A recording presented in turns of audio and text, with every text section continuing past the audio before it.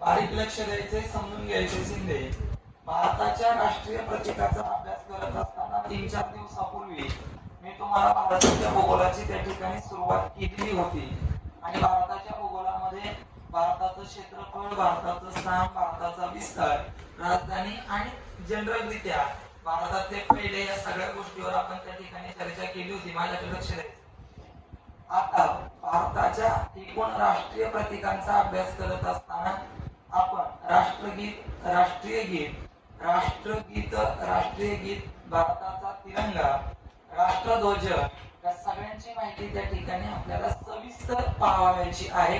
आणि त्याच्यातच लगेच तुम्हाला भारताचा राष्ट्रीय फळ, भारताचा राष्ट्रीय सर्पवृक्ष, सर्प, नंतर वृक्ष, त्याच्यावर सगळ्यांची माहिती सविस्तर आता मी येणाऱ्या 15 मिनिटांमध्ये त्या ठिकाणी बोलणार आहे.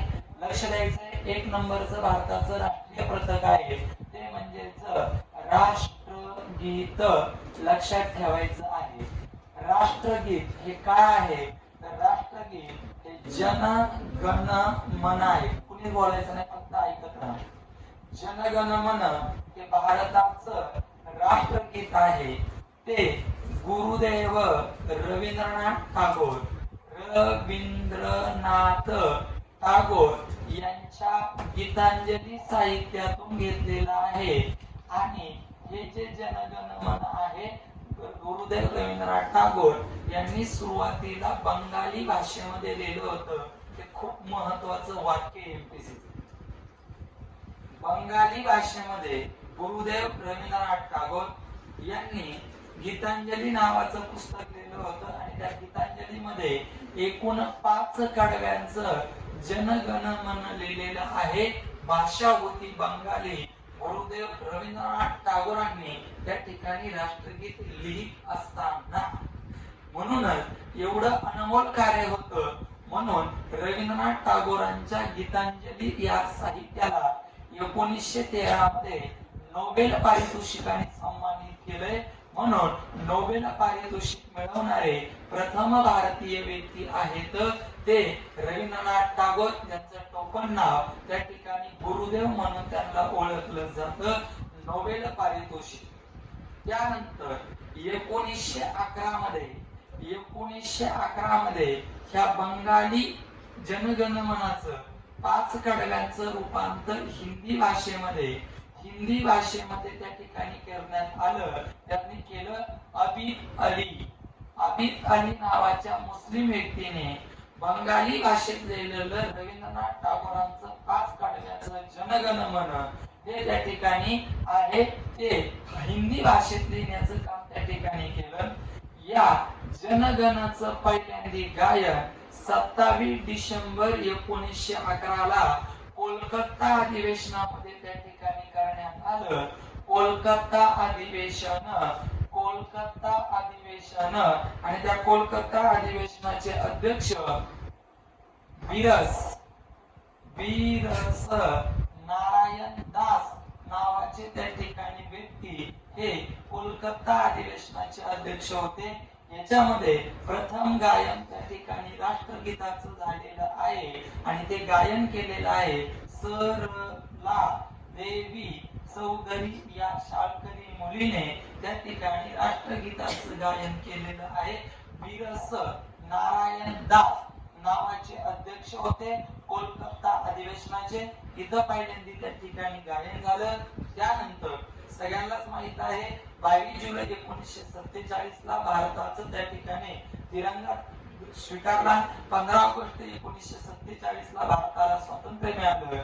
आणि सर्वप्रथम स्वीकार हा राष्ट्रगीताचा स्वीकार अतिशय कायमती तारीख आहे 24 जानेवारी 1950 ला भारताच्या घटना समितीने मान्यता दिली. घटना समितीने मान्यता दिलेली आहे. घटना समितीने मान्यता दिली राष्ट्रगीताला. पण फक्त घटना समितीने पहिल्याच कडव्याला मान्यता दिली. आणि हे जे पहिलं कडवं आहे ते एकूण 52 सेकंदात म्हणावं लागतं. अवधी 52 सेकंद आहे. आणि पहिलं कडवं म्हणजेच भारताचं राष्ट्रगीत आहे. ते पुढेही चालू असताना प्रत्येक नागरिकाने 52 सेकंद स्तब्ध उभं राहणं हे प्रत्येक नागरिकाचं एकूण 11 मूलभूत कर्तव्यापैकी 3ऱ्या नंबरचं कर्तव्य आहे राष्ट्रगीताचं गायन चालू असताना स्तब्ध उभं राहणं. सगळ्यात IMP बोललोय मी राज्यसभेत. जर त्यांना राज्यसभेमध्ये प्रश्न टाकायचा असेल शिंदेवाडीकर तर एवढ्यावरच प्रश्न विचारला जातो. पोलीस भरतीला प्रश्न काय विचारला जातो ते समजून घ्या. राष्ट्रगीत कोणत्या साहित्यातून घेतलंय? गीतांजली. राष्ट्रगीत कधी मान्यता दिली? 24 जानेवारी 1950. राष्ट्रगीताचं पहिल्यांदा गायन कुठे झालं? कोलकाता. राष्ट्रगीत चालू असताना किती सेकंद उभं राहावं लागतं? 52. एवढी पोलीस भरती आतापर्यंतची 2021 पर्यंतची. भविष्यात माहित नाही मला कसे प्रश्न तयार होतील, पण मला तरी असं वाटतंय की राष्ट्रगीताचं मी जेवढं लिहिलेलं आहे तेवढं तुमचं पाठ असावं माझी अशी अपेक्षा आहे, इच्छा आहे. तुम्ही ती व्यक्त करा, तुम्ही ते लक्षात ठेवा. राष्ट्रगीत हे जनगणमनाचं. गीतांजली साहित्यात एकूण 5 कडव्यांचं राष्ट्रगीत गुरुदेव रवींद्रनाथ टागोरांनी बंगाली भाषेमध्ये लिहिलं होतं. नंतर 1911 मध्ये अबिक अली नावाच्या मुस्लिम व्यक्तीने त्याचं त्या ठिकाणी हिंदीमध्ये रूपांतर केलं. त्यानंतर या गीतांजली साहित्याला 1913 मध्ये नोबेल पारितोषिक मिळालं. नोबेल पारितोषिक मिळवणारे पहिले व्यक्ती रवींद्रनाथ टागोर आहे. नोबेल पारितोषिक मिळवणारी पहिले म्हणजे त्या ठिकाणी क्षेत्र हे भारतातलं साहित्य क्षेत्रात जे नोबेल पारितोषिक 6 क्षेत्रात दिलं जातं. साहित्य, शांतता, अर्थशास्त्र, रसायनशास्त्र, वैद्यकशास्त्र आणि भौतिकशास्त्र या 6 क्षेत्रात नोबेल दिलं जातं. त्यापैकी सगळ्यात महत्वाचं साहित्याला भारताला नोबेल पहिल्यांदा भेटले रवींद्रनाथ टागोरांच्या रूपाने. आणि सर्वात शेवटी 2019 मध्ये अर्थशास्त्राचं नोबेल पारितोषिक हे त्या ठिकाणी अभिजित बॅनर्जी नावाच्या अर्थ व्यक्तीला त्या ठिकाणी भेटलेलं आहे. पहिल्यांदा गायन तारखा दिल्यात राजाओमी. 27 डिसेंबर 1911 ला कोलकात्याला अधिवेशन भरलं होतं आणि त्या कोलकाता अधिवेशनाचे अध्यक्ष बिरस नारायण दास नावाचे व्यक्ती होते. तिथं शाळकरी मुलगी सरला देवी चौधरीने त्याचं गायन केलं होतं. भारताला स्वातंत्र्य मिळालं आणि वेगळ्या प्रकारची राष्ट्रीय पताके स्वीकारण्याची वेळ आली आणि त्यावेळेस राष्ट्रगीताचं स्वीकार हा 24 जानेवारी तारखा 2-3 आजच पूर्ण होणार आहे. 24 जानेवारी 1950 नाही, 24 जानेवारी बोलले नीट ऐका. मी 25 जानेवारीला सर्वोच्च न्यायालयाची स्थापना मानणार आहे.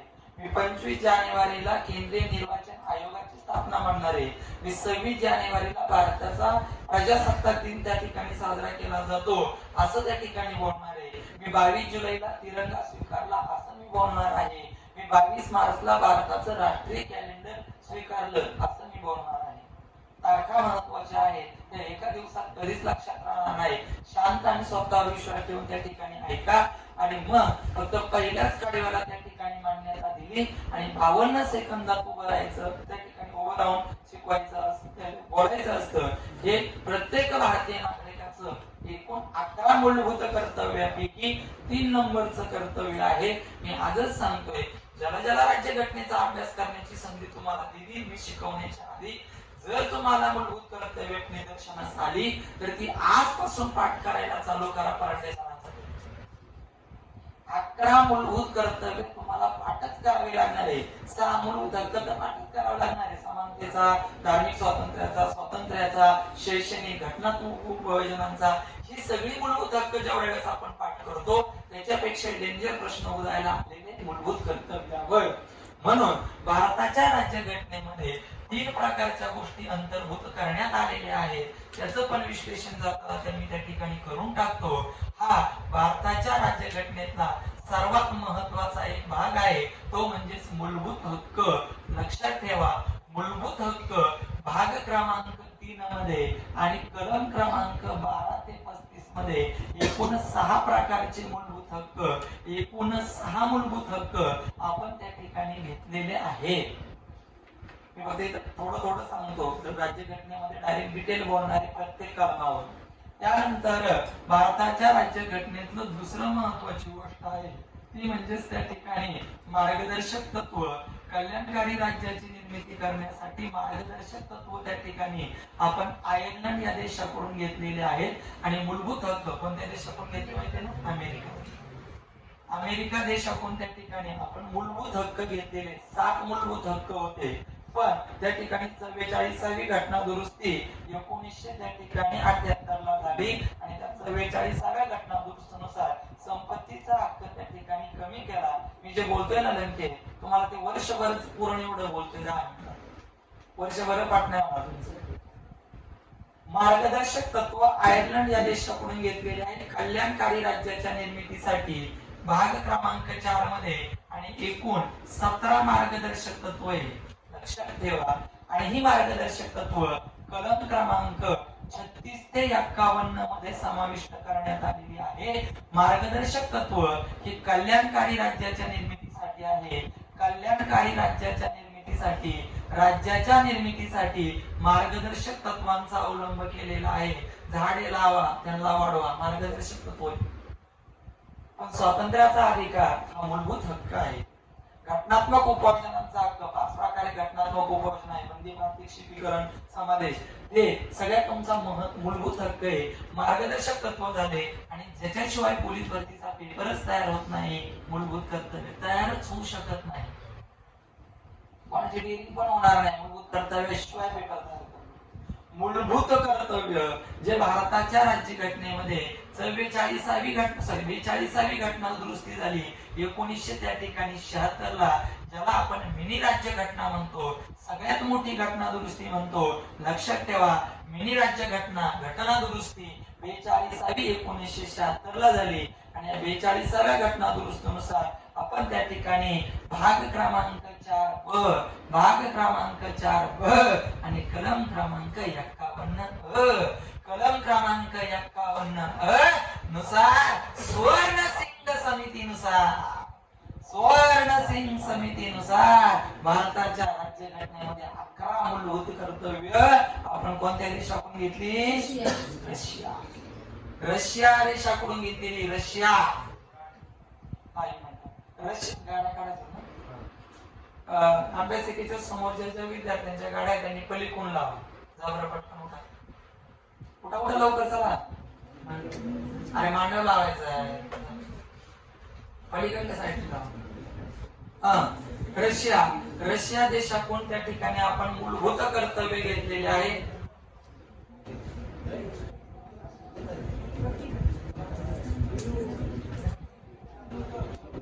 चला या इकडं.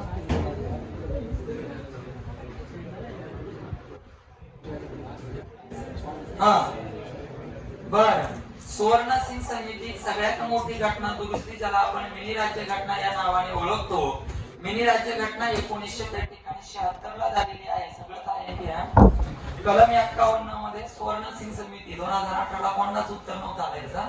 मूलभूत कर्तव्य कोणत्या घटना दुरुस्तीनुसार, सॉरी कोणाच्या समितीच्या शिफारशीनुसार होते. सुवर्ण सिंग हे 3 पॉइंट भारताच्या राज्यघटनेमध्ये समाविष्ट आहेत. यांना कायद्याचं संरक्षण आहे.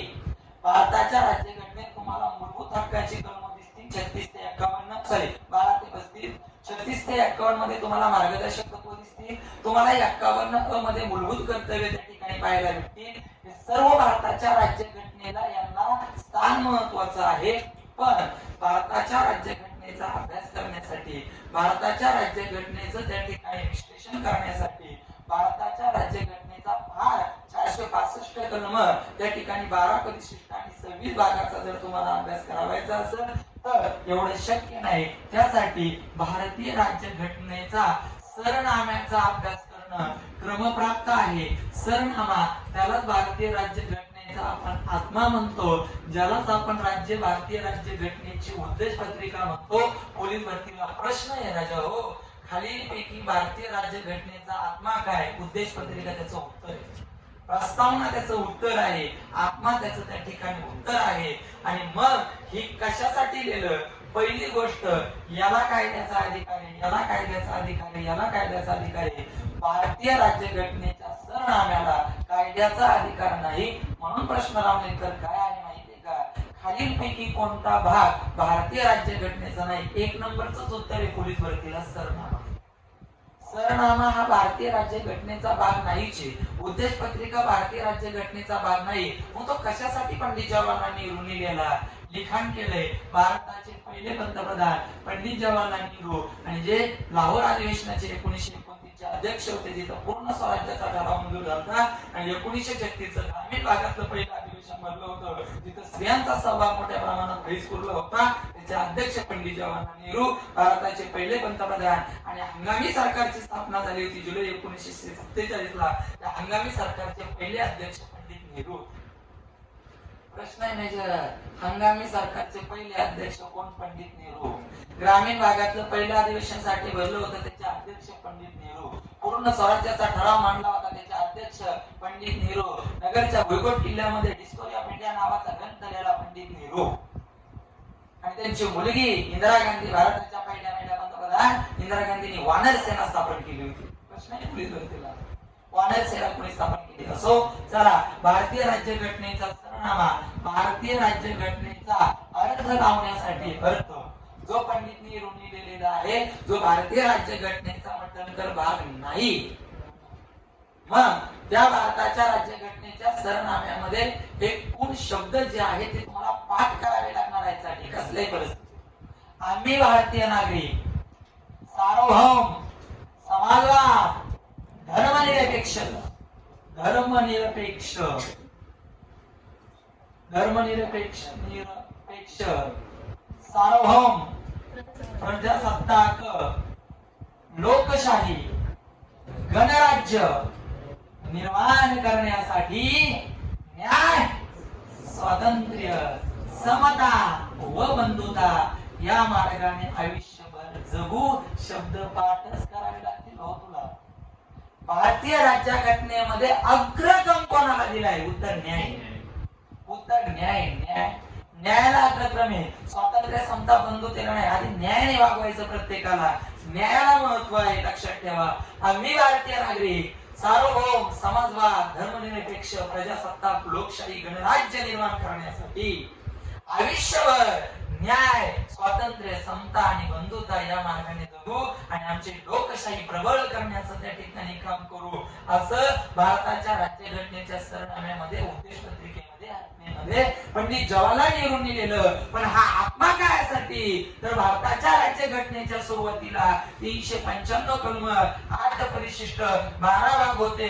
सध्या 465 कलम, त्यानंतर 12 परिशिष्ट आणि 26 भाग आहे. ही कलम आहे, ही परिशिष्ट आहेत आणि ही त्या ठिकाणी सद्यस्थितीमध्ये भाग आहे. तुम्ही सर्वसामान्य नागरिक हा अजिबात 465 कलमांचा, 12 परिशिष्टांचा, 26 भागांचा अभ्यास करू शकत नाही. त्याने एवढं जरी आत्मसात केलं आणि जन्मल्यापासून तर मृत्यूपर्यंत तरी आपली भारतीय राज्यघटना प्रबळ व्हायला काही हरकत नाही. हे त्या ठिकाणी महत्वाचं. आणि मग ही राज्यघटनेचा स्वीकार झालेला आहे तो 26 नोव्हेंबर 1949 ला आपण स्वीकार केलाय. म्हणून दरवर्षी 26 नोव्हेंबर संविधान दिन म्हणून त्या ठिकाणी पाळण्यात येतो. आणि याची अंमलबजावणी झालेली आहे ती 26 जानेवारी 1950 ला. म्हणून हा आपण प्रजासत्ताक दिन त्या ठिकाणी दरवर्षी त्या ठिकाणी दिल्लीच्या लाल किल्ल्यावर आपण त्या ठिकाणी साजरा करतो. ही भारतीय राज्यघटना लगेच निर्माण नाही झाली.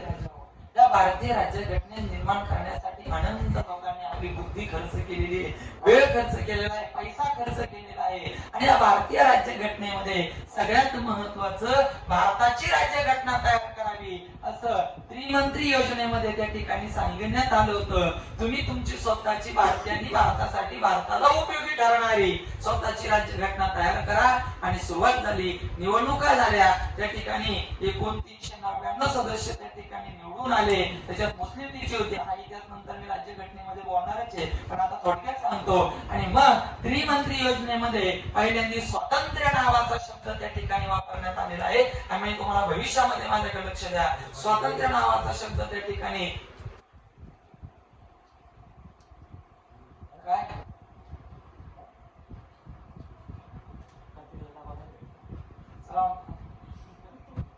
त्रिमंत्री योजनेमध्ये पहिल्यांदा स्वातंत्र्य नावाचा शब्द त्या ठिकाणी वापरण्यात आला होता, हे समजून घ्या. आणि घटना समितीसाठी पहिली बैठक 9 डिसेंबर 1946 ला दिल्लीला बसली होती. 9 डिसेंबर 1946 आणि त्याचे हंगामी अध्यक्ष सच्चिदानंद सिन्हा, सच्चिदानंद सिन्हा हे घटना समितीचे हंगामी अध्यक्ष म्हणून त्या ठिकाणी आपल्याला पाहावयास मिळतात. लक्षात ठेवा. आणि 2 दिवसांनी 11 डिसेंबर 1946 ला घटना समितीचे कायमस्वरूपीचे अध्यक्ष, घटना समितीचे कायमस्वरूपी अध्यक्ष हे त्या ठिकाणी सगळ्यात महत्वाचं भारताचे पहिले पंतप्रधान राष्ट्रपती डॉक्टर राजेंद्र प्रसाद हे घटना समितीचे अध्यक्ष म्हणून पाहायला भेटले. आणि त्या ठिकाणी घटना समितीचे आपल्याला उपाध्यक्ष सुद्धा पोलीस भरतीला विचारले होते. कोण? मुखर्जी. एस.सी. मुखर्जी हे घटना समितीचे उपाध्यक्ष आले. त्यानंतर कायदेशीर सल्लागार इतके खतरनाक व्यक्ती होते, मी जे नाव सांगणार आहे, बी.एन. राव. ते आपल्या जागतिक न्यायालयाच्या एकचे मुख्य न्यायाधीश होऊन गेलेले आहेत, बी.एन. राव. लक्षात ठेवा. आणि मग घटना समितीमध्ये सगळ्यात महत्वाचं, तुमची अतिशय महत्वाची समिती, तिचं नाव मसुदा समिती. ज्या मसुदा समितीमध्ये 6 सदस्य आणि 1 अध्यक्ष असे 7 व्यक्तिमत्व होतं. माझ्या तोंडातून डायरेक्ट पेपरचे प्रश्न आहे. 6 सदस्य आणि 1 अध्यक्ष.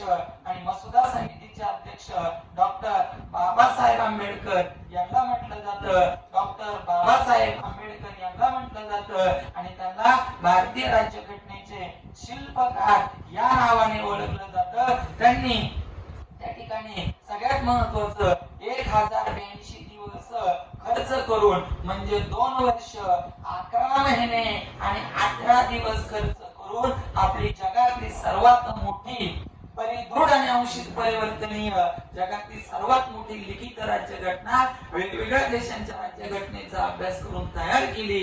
नगरातला 2008 प्रश्न होता, जगातली सर्वात मोठी राज्यघटना कोणत्या देशाची आहे? त्याचं उत्तर त्या ठिकाणी भारत आहे. लक्षात ठेवा. स्वीकार 26 नोव्हेंबर 1949 ला भारतीय राज्यघटनेचा झालाय. संविधान दिन अंमलबजावणी 26 जानेवारी 1950 ला झाली. त्याला प्रजासत्ताक दिन. त्रिमंत्री योजनेत पहिल्यांदा स्वातंत्र्य नावाचा शब्द त्या ठिकाणी वापरण्यात आला. आणि 9 डिसेंबर 1946 ला त्या ठिकाणी घटना समितीची पहिली बैठक दिल्लीला बसली. हंगामी अध्यक्ष सच्चिदानंद सिन्हा होते. 2 दिवसांनी 11 डिसेंबर 1946 ला घटना समितीचे कायमस्वरूपीचे अध्यक्ष, घटना समितीचे अध्यक्ष आपलं का राजेंद्र प्रसाद द्यायचं. आणि जर हंगामी आलं तर सच्चिदानंद सिन्हा. का सच्चिदानंद सिन्हाला केलं? 289 सदस्य राहिले होते. त्या 289 सदस्यापैकी सर्वात वयोवृद्ध नावाचे सदस्य घटना समितीमध्ये त्या ठिकाणी सच्चिदानंद सिन्हा होते.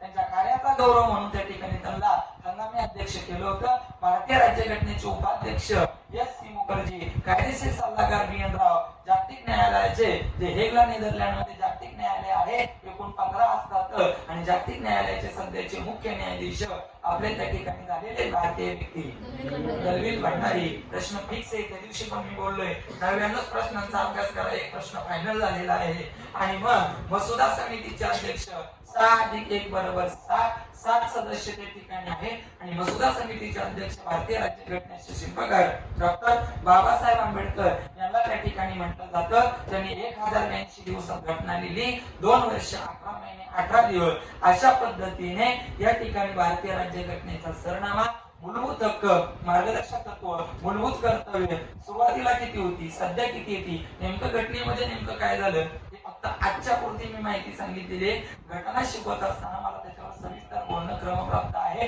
ते मी बोलेल. चला पुढे जायचंय. भारताचं दुसरं राष्ट्रीय प्रतीक आहे राष्ट्रीय गीत. राष्ट्रगीत वेगळं आहे आणि राष्ट्रीय गीत वेगळं आहे. लक्षात ठेवा. राष्ट्रगीत वेगळं आहे आणि राष्ट्रीय गीत त्या ठिकाणी वेगळं आहे.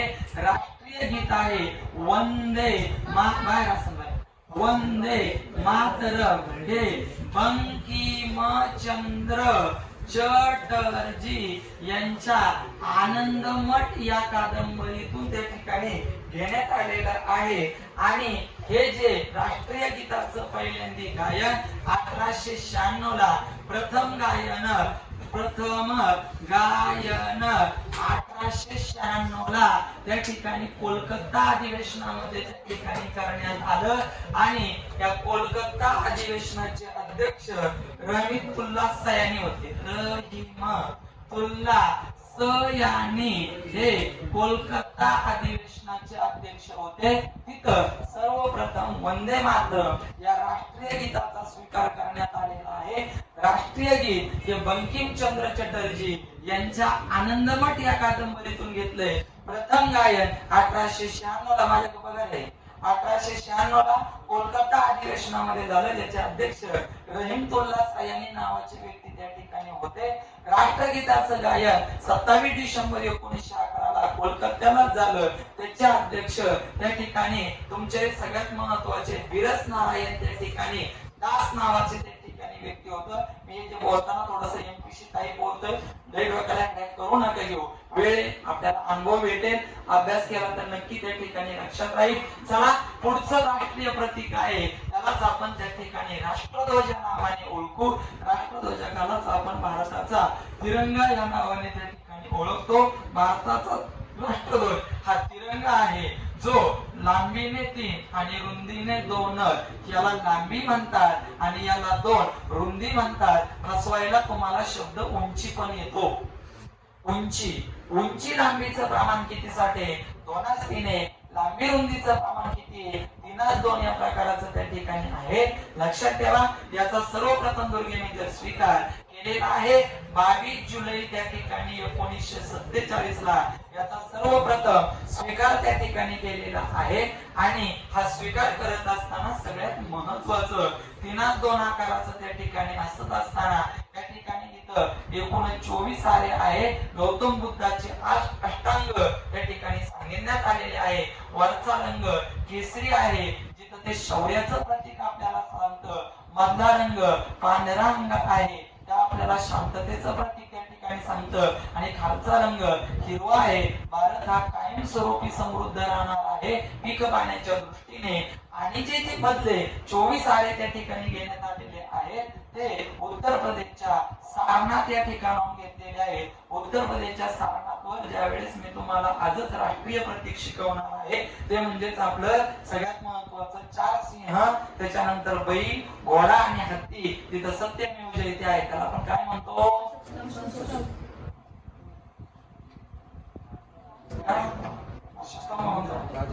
राजमुद्रा काय म्हणतो राजमुद्रा म्हणतो. अशोक स्तंभ बरोबर उत्तर राजमुद्रा. ओके. उत्तर त्याच्यावर लगेचच मी 5 मिनिटांनंतर बोलणार आहे. असो चला उत्तर प्रदेशच्या सारनाथून या ठिकाणी एकूण 24 आरे आहे. त्या 24 आरेचं 2 गोष्टी निदर्शनास आल्या. 24 तास प्रत्येक नागरिकाने कार्यकर्तृत्वात राहायचं असा एक अर्थ आहे. आणि ते 24 आरे आहे जे निळ्या रंगाचे आहेत. निळा रंग आहे आणि त्याच्यातून असं सांगितलंय गौतम बुद्धाचे अष्टांग. गौतम बुद्धांनी जगाला अष्टांग सांगितले होते. त्या अष्टांगाची माहिती त्या 24 आऱ्यांमध्ये दिलेली आहे असं त्या ठिकाणी मानलं जातं. कितीतरी मुलांचे रंग अल्टरनेट होता. केसरी खाली जातो, हिरवा वर येतो, काही ना काही त्या ठिकाणी होतं म्हणजे होतं. लक्षात ठेवा. आणि जे 24 आरे आहे ते कोणत्या रंगावर आहे असा तुमच्या आर्मीच्या पेपरला प्रश्न विचारला होता. पांढऱ्या रंगावर त्या ठिकाणी आहे. आणि राष्ट्रध्वज में कुल कितने रंग आहे असा पण प्रश्न आला होता. 4 रंग आहे. केसरी, पांढरा, हिरवा आणि निळा. निळा त्या ठिकाणी 24 आऱ्यांना आहे हे पण त्या ठिकाणी लक्षात ठेवा. आणि राष्ट्रध्वज भारताचा असावा असं एका आंध्र प्रदेशच्या त्या ठिकाणी एका शेतकऱ्याने पिंगालू त्याचं नाव आहे पिंगली व्यंकय्या या एका शेतकऱ्याने आंध्र प्रदेशचा एक शेतकरी आहे. त्याने एक माणूस त्या ठिकाणी बोलून दाखवला भारताचा एक तिरंगा असावा. हा तिरंगा कोणता तेलंगणा. आता तेलंगणामध्ये आहे. आणि मग हे जो राष्ट्रध्वज कोणालाही वापरता येत नाही. जे अति महत्वाचे व्यक्ती आहे, अति महत्वाच्या व्यक्तींच्या विमानावर अति महत्वाच्या म्हणजे राष्ट्रपती, उपराष्ट्रपती, सर्वोच्च त्यांच्या विमानावर 450 मिमी बाय 300 मिमीचा त्या ठिकाणी राष्ट्रध्वज असतो. अतिमहत्वाच्या राजकीय व्यक्तीवर, अतिमहत्वाच्या राजकीय व्यक्तीवर, अतिमहत्वाच्या राजकीय व्यक्तींच्या गाडीवर, राजकीय व्यक्तींच्या गाडीवर हा त्या ठिकाणी 250 मिमी बाय 150 मिमीचा त्या ठिकाणी राष्ट्रध्वज आपला तिरंगा त्या ठिकाणी लावलेला असतो. आणि जर एखाद्या राष्ट्रावर म्हणजे भारतावर जर राष्ट्रीय एखादी आपत्ती आली तर भारताचा जो तिरंगा संसदेवर फडकवलेला आहे तो निम्मा त्या ठिकाणी नेला जातो. लक्षात ठेवा, निम्मा ज्यावेळेस एखाद्या देशाचा त्यांच्या संसदेवरचा तिरंगा निम्मा नेला, निम्म्या बाजूपर्यंत आणला तर त्या देशावर एखादी राष्ट्रीय आपत्ती त्या ठिकाणी घेतलेली आहे. भारतातील महत्त्वाच्या व्यक्तींचा जर मृत्यू झाला तर तिरंगा हा निम्म्यापर्यंत त्या ठिकाणी आणला जातो. आणि जर भारतात युद्ध चालू झालं असेल तर तिरंगा हा पूर्ण काढून ठेवला जातो. असं त्या ठिकाणी महत्त्वाची वैशिष्ट्य आहे. पण तुम्हाला पोलीस भरतीला सगळ्यात जास्त वेळा आलेला प्रश्न एकमेव आहे, भारताच्या तिरंग्याची लांबी आणि रुंदीचं प्रमाण किती? 3:2 या प्रमाणामध्ये त्या ठिकाणी लांबी आणि रुंदी आहे. उलट जर विचारलं रुंदी आणि लांबी तर ती तुम्हाला 2:3 द्यावी लागेल, ज्याचा स्वीकार 22 जुलै 1947 ला झालेला आहे. वर केसरी रंग शौर्याचं प्रतीक आहे, मध्ये पांढरा रंग शांततेचं प्रतीक आहे आणि खाली हिरवा रंग इथं त्या ठिकाणी समृद्धीचं प्रतीक आहे. भारत कायम स्वरूपी शौर्य गाथा शांततेच्या मार्गाने गाजवणार आहे आणि भारत कायम स्वरूपी त्या ठिकाणी समृद्ध राहणार आहे. 24 आहे हे गौतम बुद्धाचे अष्टांग मंडळ आहे, ते सांगितलेले काहींनी त्याचा अर्थ भारतातला प्रत्येक नागरिक 24 तास कार्यतत्पर राहील असा त्या ठिकाणी अर्थ लावलेला आहे. आणि उत्तर प्रदेशच्या साधनातून घेतलाय, रंग त्याचा निळा आहे. आणि अति महत्वाच्या व्यक्तींच्या विमानावर त्या ठिकाणी 450 बाय 300 मिमीचा राष्ट्रध्वज असतो. अति महत्वाच्या राजकीय व्यक्तींच्या गाड्यावर 250 बाय त्या ठिकाणी 150 यांचं गुणोत्तर काढलं ना 3:2 येणाऱ्या विषय. ओके, चला पुढे जायचंय आपल्याला. पुढचं राष्ट्रीय प्रतीक त्या ठिकाणी आपल्याला पाहिजे ते म्हणजे त्या ठिकाणी मी आताच बोललो होतो ते म्हणजे उत्तर प्रदेशच्या सारनाथ या ठिकाणाहून घेतलेलं काय राजमुद्रा. राजमुद्रा, राजमुद्रेवर थोडी सखोल माहिती आहे, नीट नेटकी त्या ठिकाणी समजून घ्या. राजमुद्रेवर आपल्याला प्राण्यावरच त्या ठिकाणी प्रश्न विचारला जातो. भारताची राजमुद्रा खूप महत्वाची आहे. भारतामध्ये मौर्य लोकांचे अशोक सम्राट अशोक होऊन गेला. मौर्य लोकांचा तिसरा राजा, अतिशय हुशार, अतिशय दानी, अतिशय कर्तबगार. आणि सम्राट अशोकांनी हिंदुस्थानामध्ये राज्य करत असताना अतिशय लोकशाही प्रधान राज्य केलं आणि कला संस्कृतीला मोठ्या प्रमाणामध्ये त्या ठिकाणी वाव दिला. आणि सम्राट अशोकाने अशोक स्तंभ स्थापन केले होते. भारतामध्ये एकूण 5 ठिकाणी आहे. सर्वात प्रसिद्ध अशोक स्तंभ आपल्याला पेपरला हा उत्तर प्रदेशचा सारनाथ या ठिकाणचा आहे. बाकी हैदराबादला आहे, पश्चिम बंगालला आहे, दिल्लीला आहे, राजस्थानला आहे. ते नोट्स मध्ये मी लिहिलेलं आहे. पण सगळ्यात महत्त्वाचं पेपरच्या दृष्टीने उत्तर प्रदेशचा सारनाथ इथला अशोक स्तंभच खूप गरजेचा आहे. भारताचं जे राजमुद्रा आहे त्या राजमुद्रेवर सगळ्यात महत्त्वाचं 4 सिंह आहेत, त्यानंतर बैल आहे, त्याच्यानंतर घोडा आहे आणि त्यानंतर हत्ती आहे. हत्ती आहे बोलले मी, हत्ती आहे. हे 4 प्राणी त्या ठिकाणी आपल्याला पाहायला भेटतात. एमपीसीचा हा एक प्रश्न आहे. भारताच्या राज्यमुद्रेवर खालीलपैकी नरवणे मॅडम कोणता प्राणी दिसणार नाही?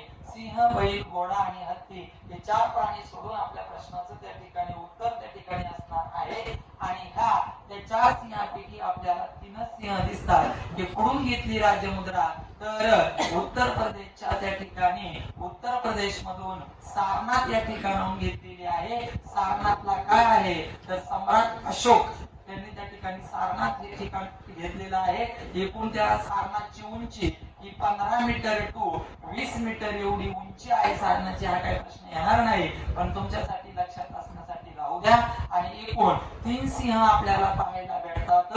एक सिंह मागच्या बाजूला आहे. त्याच्यानंतर या ठिकाणी 24 आरे आहे आणि इथं खाली सत्यमेव जयते नावाचं वाक्य आहे. आणि हे सत्यमेव जयते वाक्य तयार करण्याची जबाबदारी पंडित मदन मोहन मालवीय यांच्यावर दिली होती. हे पण तेवढंच IMP त्या ठिकाणी आहे. आहे. डाव्या बाजूला घोडा आहे, उजव्या बाजूला त्या ठिकाणी बैल आहे. हे सत्यमेव जयते देवनागरी लिपी मधलं आहे आणि हे सत्यमेव जयते त्या ठिकाणी मुंडक उपनिषदातून त्या ठिकाणी घेण्यात आलेले हे सगळं IMP. परत एकदा पहा, घोडा आहे, बैल आहे, परत या ठिकाणी पुढच्या बाजूचा परत इथे अशोक चक्र आहे, मग हत्ती आहे, परत अशोक चक्र आहे, मग बैल आहे, घोडा आहे. पण आपल्याला डाव्या बाजूला 100% घोडा आहे, नितीन पाहू नका, चुकणार नाही अजिबात. आणि उजव्या बाजूला त्या ठिकाणी बैलच आहे, लक्षात घ्या. आणि हत्ती सुद्धा प्राणी आहे, पण तुम्ही नेटवर जर गेले तर हत्ती तुम्हाला समोर दिसत नाही, तो मागच्या बाजूला दिसतो, पण तो आहे. खूप महत्वाचं वाक्य आहे. ते 4 प्राणी आहे, सिंह, बैल, घोडा आणि हत्ती. उत्तर प्रदेश सारनाथ सम्राट अशोकांच्या खूप मोठ्या ठिकाणी 5-6 ठिकाणी अशोक स्तंभ आहे, पण सगळ्यात प्रसिद्ध अशोक स्तंभ हा सारनाथ उत्तर प्रदेशचाच आहे, ज्याची उंची 15 मीटर to 20 मीटर, 500 टन वजन सुद्धा त्या ठिकाणी आहे. अजून ऍडव्हान्स सांगून जातो, गरज नाही त्याची. आणि 3 सिंह आपल्याला दिसतात, पण एक सिंह दिसत नाही. डाव्या बाजूला घोडाचे, उजव्या बाजूला बैलाचे, मागे हत्ती. सत्यमेव जयते हे देवनागरी लिपीमध्ये त्या ठिकाणी वाक्य लिहिलं आहे. त्याची जबाबदारी त्या ठिकाणी सगळ्यात महत्वाची दिली होती पंडित मदन मोहन मालवीय. आणि मग पेपरला प्रश्न आला होता, सत्यमेव जयते नावाचं वाक्य कोणी प्रसिद्ध केलं, तर पंडित मदन मोहन मालवीय. आणि का पुणे करार 24 सप्टेंबर 1932 ला सांगितला मी त्या ठिकाणी सविस्तर. काय झाला पुणे करार, काय होत्या जागा याच्यात, कशा बंगाल प्रांताला 30 झाल्या, कशा मद्रास प्रांताला 30 दिल्या, याची पण सविस्तर माहिती त्या ठिकाणी मी बोललोय. आणि त्या पुणे कराराच्या वेळेस त्या ठिकाणी पंडित मदन मोहन मालवीय यांनी महात्मा गांधींच्या ऐवजी त्या ठिकाणी स्वाक्षरी केली होती. हे त्या ठिकाणी महत्वाचं मुंडक उपनिषदातून ते घेतलेलं वाक्य आहे. हे सगळे प्रश्न पेपरला खूप महत्वाचे आहे. 6 ठिकाणी सम्राट अशोकांचे स्तंभ आहे, पण सगळ्यात प्रसिद्ध हा उत्तर प्रदेश मधला, बिहारमध्ये, उत्तर प्रदेशमध्ये, पश्चिम बंगालमध्ये, दिल्ली, राजस्थानमध्ये त्या ठिकाणी आहे. असो, चला पुढे जायचंय आपल्याला. पुढचं राष्ट्रीय प्रतीकाची माहिती पाहिजे, तो म्हणजे त्या ठिकाणी भारताचं त्या ठिकाणी राष्ट्रीय कॅलेंडर. राष्ट्रीय कॅलेंडर हे जे राष्ट्रीय कॅलेंडर आहे, जे आपण 22 मार्च 1900 त्या ठिकाणी 56 ला याचा त्या ठिकाणी स्वीकार केलेला आहे. हे सगळ्यात महत्वाचं वाक्य. ग्रेगोरियन लीप वर्ष ज्याला आपण म्हणतो ते महत्वाचं आहे. या राष्ट्रीय कॅलेंडर भारताने जी प्रमाण वेळ स्वीकारलेली आहे, ती 1947 ला भारताने प्रमाण वेळ स्वीकारली. उत्तर प्रदेशच्या प्रयागराज या शहरापासून त्या ठिकाणी ती मोजली जाते. आणि जागतिक प्रमाण वेळेपेक्षा भारतीय प्रमाण वेळ 5.5 तासांनी त्या ठिकाणी पुढे आहे. हे महत्वाचं. राष्ट्रीय कॅलेंडर इसवी सन पूर्व 76 च्या नंतर त्या ठिकाणी तयार झालेलं आहे. आणि भारताच्या राष्ट्रीय कॅलेंडरची नवीन वर्षाची सुरुवात अतिशय शुद्ध अशा एका महत्वाच्या दिवशी होते.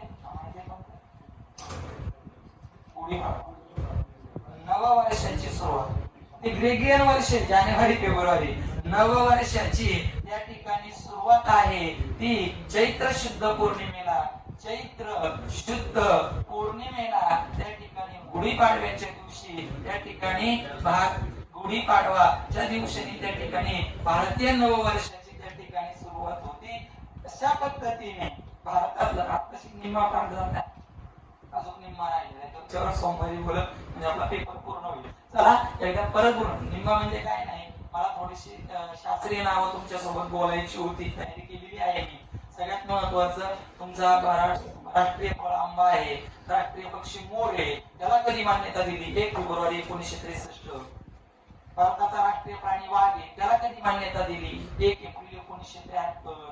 त्याच्यानंतर राष्ट्रीय नदी गंगा, त्याला कधी मान्यता दिली? त्या सगळ्या गोष्टी तुमच्या सोबत बोलणं गरजेचं आहे. असो, पण मी जे फळावरचं त्या ठिकाणी लिहिलेलं आहे ते अतिव महत्वाचं आहे. राज्य घटना पुढे गेल्यानंतर आपण भाग कलम पाठ करणार आहे. मी नाही सांगितले तरी तुम्हाला पाठ करावी लागणार आहे. पण सुरुवातीला जी नवीन मुलं आलेली आहेत त्यांचं हे स्पेसिफिक रित्या लक्षात असावं पोलीस भरतीच्या माध्यमातून. म्हणून त्या ठिकाणी परत एकदा 2 मिनिटांमध्ये सगळ्या गोष्टीचं त्या ठिकाणी रिव्हिजन करून घेतो. ते पण झालं असतं, पण हे पण बोलणं तेवढंच गरजेचं आहे. ते मी जे बोलणार होतो त्याच्यापेक्षा हे महत्वाचं आहे. कारण भारताचा राष्ट्रीय वारसा प्राणी हत्ती सगळ्यांना माहिती आहे. भारताचं राष्ट्रीय जलचर प्राणी गंगा नदी जवळ तुम्हाला माहिती आहे. भारताची राष्ट्रीय भाषा हिंदी माहिती आहे, भारताच्या राज्यघटनेत 22 भाषा आहे हे तुम्हाला माहिती आहे, भारतातलं सगळ्यात उंच पर्वत या ठिकाणी तुमचा कांचनजंगा पर्वत 8611 मीटर सिक्कीम मध्ये त्या ठिकाणी आहे तो तुम्हाला माहित आहे, भारताचं राष्ट्रीय फळ आंबा तुम्हाला माहिती आहे, भारताचं राष्ट्रीय सर्प हा किंग कोब्रा तुम्हाला त्या ठिकाणी माहिती आहे, भारताचं राष्ट्रीय पेय हे त्या 4 ठिकाणी तुम्हाला माहिती आहे. या सगळ्या नॉर्मली गोष्टी आहेत त्या जनरली तुम्हाला माहिती असतात, पण हे खूपच गरजेचं होतं. जनगण मन गुरुदेव रवींद्रनाथ टागोरांनी बंगाली भाषेमधून त्या ठिकाणी लिहिले, चॅलेंज करा त्यांच्या स्वतःला. मी सकाळपासून पहाटे 4 वाजल्यापासून चॅलेंज करतोय, मला सगळं बोलायचं कसल्याही परिस्थितीत. 8वीचा क्लास चालू असताना सुद्धा माझी गणगण चालू होती, हातावर लिहित होतो मी, सगळे शब्द पाठ राहिले होते, पण मला ते विशाल नारायण दास आणि त्या ठिकाणी खालचं ते 1896 मध्ये सियानी रहमतुल्लाह सयानी हे शब्द लक्षात राहत नव्हते म्हणून मी हातावर लिहिले होते. सकाळपासून मी ते वाचतोय, जेवताना पण वाचत होतो, कारण गॅरंटी होती की मला ते न पाहताच मला कोणासोबत त्या ठिकाणी बोलायचंय, जेणेकरून माझा पण अभ्यास चांगल्या पद्धतीने झालाय असं मला समजते. नोबेल पारितोषिक मिळवणारे पहिले भारतीय व्यक्ती सर रवींद्रनाथ टागोर आहेत. गीतांजली साहित्याबद्दल भेटलेलं आहे. 1911 ला त्या 5 कडव्यांचं बंगाली भाषेतलं हिंदीमध्ये अनुवादन अबिद अली नावाच्या व्यक्तीने त्या ठिकाणी केलंय. त्याचं पहिल्यांदा गायन 27 डिसेंबर 1911 ला कोलकाता अधिवेशन भरलं. त्याचे अध्यक्ष त्या ठिकाणी तुमचे विरस नारायण दास आहेत. प्रथम गायन सल्लागिरी चौधरी शास्त्री मुळे केलं. स्वीकार खूपच IMP 24 जानेवारी 1950 ला स्वीकारे मान्यता दिलेली आहे. कडवे पहिलं कडव 52 सेकंदात मूलभूत कर्तव्य. भारताच्या राज्यघटनेतला भाग सरनामा उल्लेख पत्रिका नाही जो पंडित जवाहरलाल नेहरूंनी लिहिलेला आहे. आतापर्यंत जेवढ्या घटना दुरुस्त्या झाल्या त्याच्या सर्वात मोठी घटना दुरुस्ती ही 42वी घटना दुरुस्ती, जिला आपण मिनी राज्य घटना या शब्दाने ओळखतो. मी ज्यावेळी 2012 ला याचा पूर्व पेपर द्यायला गेलो होतो त्यावेळेस आम्हाला प्रश्न आला होता, माझा चुकला होता तो पूर्व पेपरला, त्यावेळेस पुस्तकं नव्हती की सर्व मिनी राज्य घटना कधी झाली नाही असा प्रश्न होता. मूलभूत कर्तव्य कोणत्या वर्षी भारताच्या राज्यघटनेमध्ये घेतले तर त्याचं उत्तर 1976 ला होतं. सगळ्याच मुलांनी पोलीस भरतीच्या 1947 ला घेतलं होतं काय किंवा काय नाही 1950 ला असं, कारण भारताची राज्यघटना तेव्हा स्वीकारलेली आहे. त्या दृष्टीने नंतर कळलं सुवर्ण सिंग समिती, नंतर कळलं 51 आणि 2021च्या कितीतरी पेपरला 51 आले, कितीतरी पेपरला 20-25 पेपरला आले. मूलभूत कर्तव्य कोणत्या काळात आहे 51. परत एकदा मूलभूत हक्क, आणि ह्या मूलभूत हक्कापैकी एक संपत्तीचा हक्क होता. संपत्तीचा हक्क म्हणजे संपत्तीचा हक्क एक महत्वाचा आहे, त्याला पोलीस भरतीला उत्तर आलं होतं. मालमत्तेचा हक्क 7 हक्क होते, त्यापैकी संपत्तीचा किंवा मालमत्तेचा हक्क आहे तो 44वी घटना दुरुस्ती झाली आणि या 44व्या घटना दुरुस्ती 1978 ला झाली. या 44व्या घटना दुरुस्तीनुसार मालमत्तेचा हक्क म्हणजे संपत्तीचा हक्क भारताच्या राज्यघटनेच्या मूलभूत हक्कातून त्या ठिकाणी वगळण्यात आला आणि म्हणून सद्यस्थितीमध्ये अमेरिकेकडून घेतलेले मूलभूत हक्क आहे. ज्या मूलभूत हक्काचं संरक्षण करण्याचं काम भारताचं सर्वोच्च न्यायालय करतं. भारताचं सर्वोच्च न्यायालय जे अभिलेख न्यायालय आहे, भारतीय संविधान कलम क्रमांक 124 नुसार त्याची स्थापना आहे, नवी दिल्लीला आहे. सर्वोच्च न्यायालयाच्या सरन्यायाधीशाची नेमणूक भारताचे राष्ट्रपती करतात. जे दिल्लीला सर्वोच्च न्यायालयाचा सरन्यायाधीश आहे त्याची स्थापना 26 जानेवारी 1950 ला केली आहे आणि सर्वोच्च न्यायालयाचे पहिले सरन्यायाधीश त्या ठिकाणी तुमचे दिनानाथ कन्हैया आणि सर्वोच्च न्यायालयाच्या पहिल्या महिला सरन्यायाधीश त्या ठिकाणी फातिमा बीबी आणि सर्वोच्च न्यायालयाचे सध्याचे 48 सरन्यायाधीश कोण याने रमन्ना आणि सर्वोच्च न्यायालयाच्या सरन्यायाधीशाचा कार्यकाळ 6 किंवा वय वर्ष 65 जे लवकर होईल त्याच्यावर त्या ठिकाणी केलं जातं आणि ते सर्वोच्च न्यायालयाचे सरन्यायाधीश भारताच्या राष्ट्रपतीला त्या ठिकाणी शपथ देतात. असो चला, हा भारतीय राज्यघटनेचा स्वीकार 26 नोव्हेंबर 1949 ला केला. संविधान दिन अंमलबजावणी 26 जानेवारी 1950 ला केली. प्रजासत्ताक दिन त्रिमंत्री योजनेमध्ये पहिल्यांदा स्वातंत्र्य नावाचा शब्द त्या ठिकाणी इंग्रजांनी वापरला होता आणि त्या त्रिमंत्री योजनेनुसारच हंगामी सरकारची स्थापना झाली आणि हंगामी सरकारचे पहिले अध्यक्ष पंडित नेहरू जुलै 1946 ला झाले. 9 डिसेंबर 1946 ला दिल्लीला पहिली बैठक बसली. हंगामी अध्यक्ष सच्चिदानंद सिन्हा. 11 डिसेंबर 1946 ला घटना समितीचे कायम स्वरूपीचे अध्यक्ष डॉक्टर राजेंद्र प्रसाद पहिले राष्ट्रपती, सर्वाधिकार राहिलेले राष्ट्रपती, पीक विमा योजनेचे जनक त्या राजेंद्र प्रसादांनी राष्ट्रसंत तुकडोजी महाराजांना राष्ट्रसंत पदवी यांनी दिली होती. जे राष्ट्रसंत तुकडोजी महाराज विद्यापीठ नागपूरला आहे, ज्या नागपूरमध्ये मिहान प्रकल्प आहे, शून्य मैलाचा दगड, 0 मैल म्हणून त्याला ओळखलं जातं आणि भारतातला पहिला डिजिटल जिल्हा आणि भारतातला दुसरा हरित शहर म्हणून नागपूरला ओळखलं जातं. ते नागपूर नाग नदी काठी आहे. मिहान प्रकल्प तिचं प्रसिद्ध आहे. कोराडी खापरखेडा उष्णी वीज प्रकल्प महत्वाचे आहेत. असो, चला पुढं. उपाध्यक्ष एस सी मुखर्जी, कायदेशीर सल्लागार बी एन रावे, मसुदा समितीचे सदस्य 7 अध्यक्ष 7 होते आणि डॉक्टर बाबासाहेब आंबेडकर भारतीय राज्यघटनेच्या मसुदा, राज्यघटना तयार होणं वेगळं, मसुदा तयार करण्याची जबाबदारी कोण व्यक्तिमत्वावर होती. ज्या व्यक्तिमत्वामुळे आज आपण एकत्र राहतोय, डॉक्टर बाबासाहेब आंबेडकर, ज्यांनी अथक प्रयत्नातून 1082 दिवस, 2 वर्ष आणि 11 महिने आणि 18 दिवस त्याच्यातून घटना लिहिली आणि त्याचा स्वीकार झाला. सुरुवातीला 395 कलम 8 परिशिष्ट 12 त्या ठिकाणी 12 भाग आणि 465 कलम 12 परिशिष्ट आणि 26 भाग. पोलीस भरतीने महापारी आपल्याला सांगितलंय, तो फक्त कलम पाठ करून जमणार नाही, तुला भाग सुद्धा पाठ करावे लागतील. भाग सुद्धा पाठ करावे लागतील. चॅलेंज केले त्यांनी आपल्याला 2018 पासून, तुला भाग पाठ करावे लागतील, तुला 11 मूलभूत कर्तव्य पाठ करावे लागतील, तर तू पोलीस भरतीला उतरणार, तो उतरू नको. पुढे राष्ट्रीय गीत वंदे मातरम बंकिमचंद्र चटर्जी यांच्या आनंदमठ या कादंबरीतून घेतलंय. पहिल्यांदी गायन 1896 ला कोलकाता अधिवेशनामध्ये रहीमतुल्लाह सयानी यांनी त्या ठिकाणी केलेला आहे.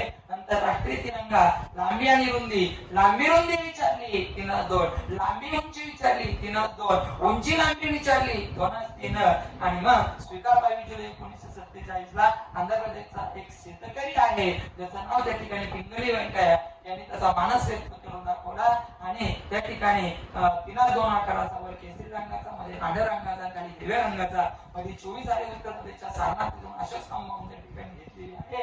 आणि पिंगली अति महत्वाच्या व्यक्तींच्या विमानावर 450 बाय 300 मिमीचा ध्वज असतो आणि अति महत्वाच्या राजकीय व्यक्तींच्या गाडीवर त्या ठिकाणी 250 बाय 150 मिमीचा त्या ठिकाणी ध्वज असतो. त्यानंतर भारताची राजमुद्रा महत्वाची आहे, जी उत्तर प्रदेशच्या सारनाथ या ठिकाणी अशोक स्तंभावरून घेतली. ज्या अशोक स्तंभाची उंची 15 ते 20 मीटर आहे, वजन 500 टन एवढं त्या ठिकाणी आहे. आणि सगळ्यात महत्वाचं, सम्राट अशोक हा मौर्य राज्याचा 3रा राजा होता, ज्याने हस्तकौशल्याला फार मोठ्या प्रमाणामध्ये आणि भारतातले जेवढे राजे झाले छत्रपती शिवाजी महाराजांच्या अगोदर जर सगळ्यात लोकशाही प्रधान, सगळ्यात सुसंस्कृत राजा जर कोण असेल तर ते सम्राट अशोकच आहे, लक्षात ठेवा. आणि सगळ्यात महत्वाचं, आपल्याला तिथं सिंह, बैल, घोडा, हत्ती हे दिसतात. आणि भारताच्या राजमुद्रेच्या खाली टिंब भाषेमध्ये सत्यमेव जयते लिहिलंय, देवनागरी लिपीमध्ये लिहिले. कोणतं वाक्य आहे? सत्यमेव जयते. तयार करण्याची जबाबदारी पंडित मदन मोहन मालवीय नावाच्या व्यक्तीवर सोपवण्यात आली होती आणि देवनागरी लिपीमध्ये. आणि हे जे वाक्य आहे ते मुंडक उपनिषदातून त्या ठिकाणी घेतलेलं आहे. त्यानंतर भारताचं राष्ट्रीय कॅलेंडर जे 22 मार्च 1956 ला स्वीकारले. भारतीय प्रमाण वेळेची निश्चिती 1947 ला झाली. ग्रीनिश प्रमाण वेळेपेक्षा भारतीय प्रमाण वेळ ही 5.5 तासांनी त्या ठिकाणी पुढे आहे. आणि भारतीय नववर्षाची सुरुवात ही चैत्र पौर्णिमेला म्हणजे गुढीपाडव्याला त्या ठिकाणी होते. आणि लीप वर्षामध्ये 21 मार्चला गुढीपाडवा येतो आणि सर्वसाधारण वर्षामध्ये तो 22 मार्चला येतो. असा एक मानक दिलेला आहे पुस्तकाने, मला पीसीबी त्या ठिकाणी माहित नाही. असो, या पद्धतीने त्या ठिकाणी आहे. मूलभूत कर्तव्य